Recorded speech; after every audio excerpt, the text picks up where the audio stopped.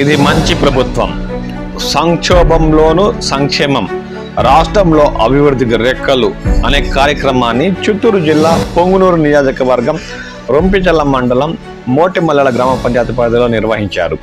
ఈ కార్యక్రమానికి ముఖ్య అతిథిగా టీడీపీ ఇన్ఛార్జ్ చెల్లా రామచంద్రారెడ్డి పాల్గొన్నారు.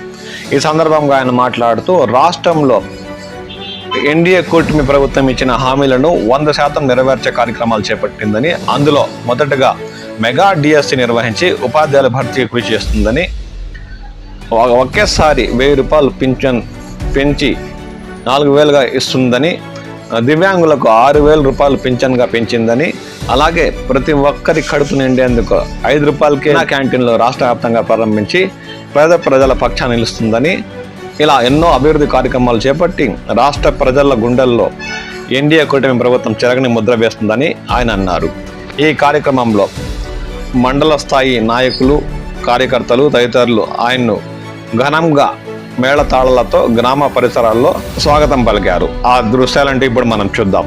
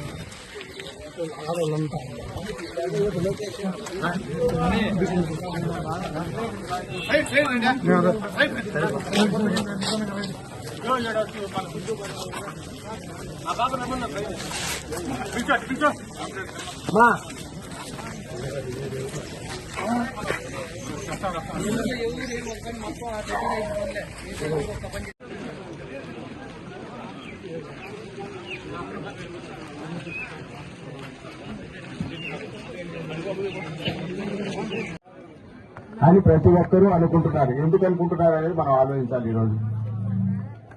మరి చెడునే ఉంటుంది కదా, మంచి అనేది విలువ ఉంటుంది. గత 5 ఏళ్లుగా అవినీతి అక్రమాలు, సౌకర్యాలు, మహిళల మీద వేదికలు, రైతు వ్యతిరేక విధానాలు, వస్తూ